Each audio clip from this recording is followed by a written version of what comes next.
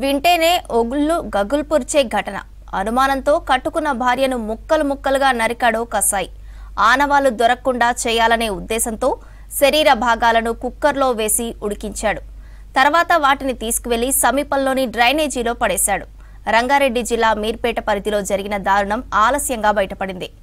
Reel సినిమాను మించి real లైఫ్లో ఘటన రాష్ట్ర వ్యాప్తంగా సంచలనం రేపింది.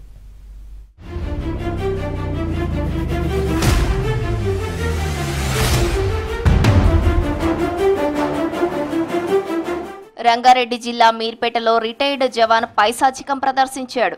భార్యను చంపి సాక్ష్యాధారాలు దొరకకుండా పక్కాగా ప్లాన్ వేశాడు. భార్య డెడ్ బాడీని ముక్కలు ముక్కలుగా నరికి కుక్కర్లో వేసి ఉడికించాడు. తర్వాత వాటిని తీసుకువెళ్లి సమీపంలోని డ్రైనేజీలో పడేశాడు. బొక్కలను కాల్చి పొడి చేసి చెరువులో కలిపేశాడు. ఈ నెల 16న జరిగిన దారుణ హత్య బుధవారం బయటపడింది. ఫిర్యాదు ఇచ్చిన సుబ్బమ్మ దాంట్లో ఇచ్చిన కంప్లైంట్ ఏందనగా 16వ తారీఖు ఈ నెల జనవరి 16వ తారీఖు తన కుమార్తె మాధవికి అల్లుడికి గురుమూర్తికి ఇద్దరికి చిన్నపాటి గొడవ జరిగిందని, ఆ గొడవ జరిగితే మధ్యాహ్నం 12 o'clock ఆ సమయంలో ఈ మాధవి ఇంటి నుంచి వెళ్ళిపోయిందని చెప్పి ఫిర్యాదు ఇవ్వగా ఆమె ఫిర్యాదు మేరకు కేసు నమోదు చేయడం జరిగింది. ప్రకాశం జిల్లాకు చెందిన గురుమూర్తి ఆయన భార్య వెంకటమాధవి మీర్పేట జిల్లెలగూడలోని న్యూ వెంకటేశ్వర కాలనీలో ఉంటున్నారు. వీరికి 2 పిల్లలు. గురుమూర్తి ఆర్మీలో జవాన్ గా పనిచేసి వాలంటరీ రిటైర్మెంట్ తీసుకున్నాడు. ప్రస్తుతం కంచన్బాగ్ డిఆర్డీఓలో సెక్యూరిటీ గార్డ్ గా పనిచేస్తున్నాడు. కొన్నాళ్ల నుంచి గురుమూర్తి తన భార్య వెంకటమాధవిపై అనుమానం పెంచుకున్నాడు. ఈ విషయంలో భార్యాభర్తలకు తరచూ గొడవలు జరుగుతూ ఉండేవి. ఈ నెల 16న కూడా దంపతులు కొట్లాడుకున్నట్టు తెలుస్తోంది. కోపంతో అదే రోజు వెంకటమాధవిని గురుమూర్తి హత్య చేసినట్టు సమాచారం.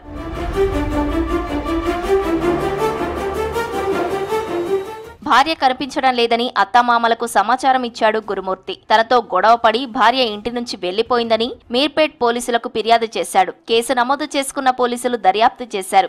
సీసీ కెమెరా ఫుటేజీ పరిశీలించారు. ఇంటి ఎదురుగా పక్కన ఉన్న ఫుటేజీని చూశారు. అందులో 16న గాని ఆ తర్వాత గాని వెంకటమాధవి ఎక్కడా బయటకు వెళ్లినట్టు లోపలకు వచ్చినట్టు కనిపించలేదు. అయితే పలుమార్లు గురుమూర్తి కొన్ని కవర్లతో బయటకు వెళ్లి రావడాన్ని గుర్తించారు. దీంతో అతడిని అదుపులోకి తీసుకుని విచారించారు. తర్వాత వెంకటమాధవి అత్తతో ఫిర్యాదు తీసుకుని సీసీటీవీ ఫుటేజీలపై గురుమూర్తికి చెప్పి ప్రశ్నించారు. ఇక కేసు నుంచి బయట పడలేనని అర్థమైన గురుమూర్తి తానే హత్య చేసినట్లు ఒప్పుకున్నట్టు తెలుస్తోంది.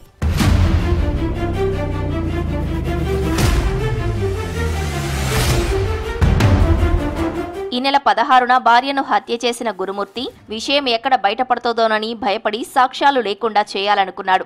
ముందుగా భార్య డెడ్ బాడీని మటన్ కొట్టే కత్తితో ముక్కలు ముక్కలుగా నరికాడు. ఎముకల నుంచి మాంసాన్ని వేరు చేశాడు. మొత్తం మాంసాన్ని ఇంట్లో ఉన్న కుక్కర్లో వేసి ఉడికించి చిన్న చిన్న ముక్కలుగా చేశాడు. తర్వాత ఎముకలను కాల్చి పొడి చేశాడు. వీటన్నింటినీ కవర్లలో వేసుకుని ఒకే చోట వేస్తే దొరికిపోతానని డ్రైనేజీలో మీర్పేట చెంద చెరువులో కలిపాడు. భార్యను చంపడానికి ముందు గురుమూర్తి ప్రాక్టీస్ కోసం కుక్కను చంపినట్టు తెలుస్తోంది.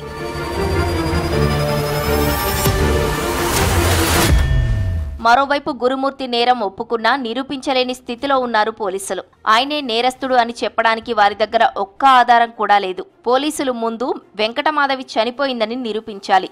అలా చేసినా ఆమెను భర్తే హత్య చేశాడని ప్రూవ్ చేయాలి.